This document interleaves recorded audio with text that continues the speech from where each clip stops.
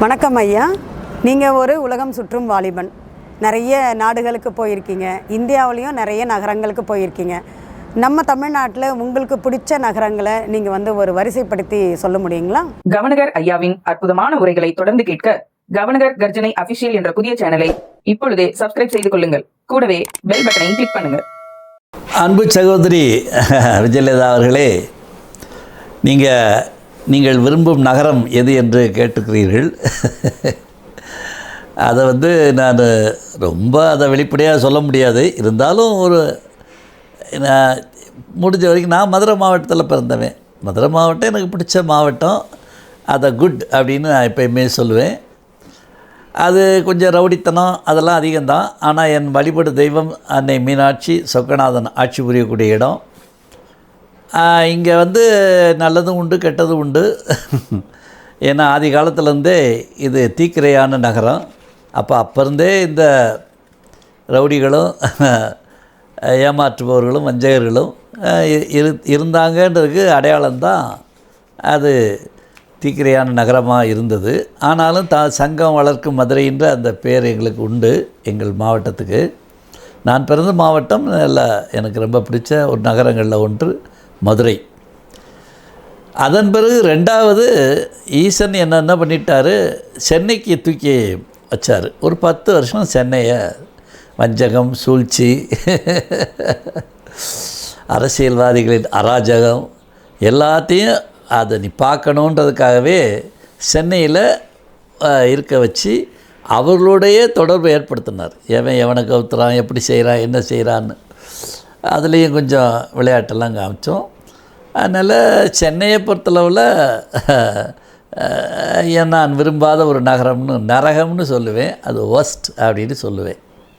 அப்புறம்தான் ஒரு 2000 வாக்கில் என்ன செஞ்சார், ஒரு பெஸ்ட் ஏரியா கொண்டு வரேன்னு கொங்கு மண்ணுக்கு கூப்பிட்டு வந்துட்டார். எல்லாமே மிராக்குலஸாக நடத்தினார். கோவையை நான் ரொம்ப நேசிக்கும் ஒரு நகரம். கிளைமேட்டு அப்படி, மக்களும் இந்த ஆதி பண்பாடு நாகரிகம் கொங்கு மக்களை பொறுத்தளவில் அந்த மரியாதை எல்லாமே சிறப்பாக இருக்கும். இன்றைக்கும் சம்பளம்னா தாராளமாக கொடுக்குற ஒரு மண்ணாக கொங்கு மண் இருக்கும். யாருமே குறைஞ்ச சம்பளம் சொல்ல முடியாது. அந்த கட்டசி, அந்த அன்பு கருணை என்பது கோவையோட சிறந்த பண்புகளில் ஒன்று. கோவை மட்டும் இல்லை, அந்த கொங்கு மண், ஈரோடு, சத்தியமங்கலம், பொள்ளாச்சி, அப்புறம் சேலம் வரைக்கும் அந்த கொங்கு மண்டலம் என்பது. அதனால தான் அவங்க திமுகவை தள்ளியே வச்சுருந்தாங்க. அதுலேயும் இந்த அணில் குஞ்சு 9 கேரட் கோல்டை 22 கேரட்னு ஏமாற்றி ஜெயித்தது. நீங்கள் என்ன ஏமாளிகளாக இருக்கீங்கன்னு கவலை. கம்யூனிஸ்டுகளுக்கும் இவங்களுக்கெல்லாம் இடம் கொடுக்கவே கூடாது. இந்த திமுக காரங்களுக்கும் கம்யூனிஸ்டுகளுக்கும் இடம் கொடுக்கக்கூடாது. இவங்க தான் அந்த தொழில் நகரத்தை கெடுத்தவிடுங்க. அதனால் நம்ம உஷாராக இருக்கணும். ஆனால் பெஸ்ட்டு நகரம்னா அது கோவை மாநகரம்தான். அடுத்தது திருச்சி, பெட்டர். இன்றைய முதல்வர், மாண்புமிகு முதல்வர் ஜோசப் விஜய் அவர்கள் என் இதயம் அப்படின்னு சொல்லி அங்கே நின்று வெற்றி பெற்றார். அது உண்மையிலே தமிழ்நாட்டுக்கு இதயம்தான். ஆதி காலத்தில் எம்ஜிஆர் தலைநகராக மாற்ற வேண்டும், சென்னையை மாற்றி திருச்சிக்கும் தஞ்சாவூருக்கு நடுவில் இருக்க ஒரு பகுதியை புதிய நகரை உருவாக்கி அதை தலைநகராக அறிவித்தோம்னா தமிழ்நாட்டுக்கே மையமாக இருக்கும். இந்த சென்னை ரொம்ப பொல்யூட் ஆயிடுச்சு, ரொம்ப நெருக்கடியாக நகரம் ஆயிடுச்சின்னு சொல்லி முனைந்தார். அந்தளவுக்கு திருச்சி பெருமை பெற்ற நகரம். அதில் அந்த காவிரி இதெல்லாம் இந்த திமுக காரனுங்க பூரா வற்ற வச்சு அதை மலடாக்கி வச்சுட்டானுங்க.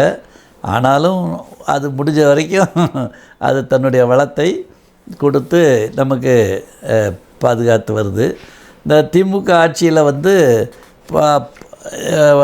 இடத்துல இருந்தது நெல் உற்பத்தியில், அதை 12வது இடத்துக்கு கொண்டு போயிட்டாங்க.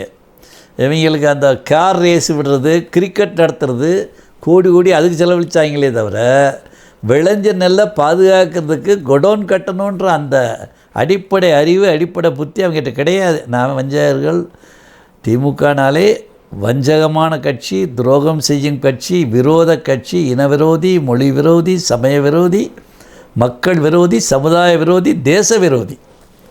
என்றைக்கும் அடுத்த நாடுகளுக்கு தான் அவங்க சாதகமாக இருப்பாங்க. பாகிஸ்தானுக்கு, பங்களாதேஷ்காரங்களுக்கு சாதகமாக இருப்பாங்க.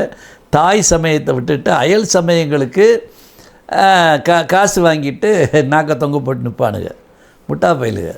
அதனால தான் இவங்களை ஒழிக்கணுன்றதில் எங்களுக்கு மாற்று கருத்தே கிடையாது.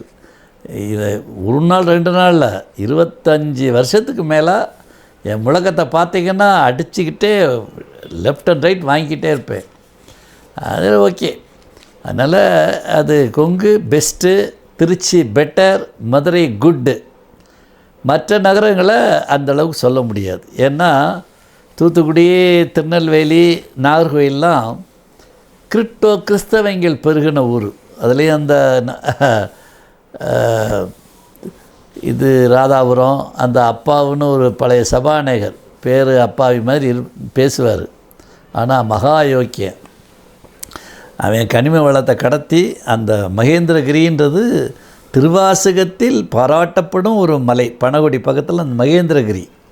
அதுக்கெல்லாம் நான் போயிருக்கேன். அங்கே மகேந்திரகிரியில் ஈசன் அமுதம் காய்ச்சிய இடம்னு ஒரு ஆதி வரலாறு உண்டு.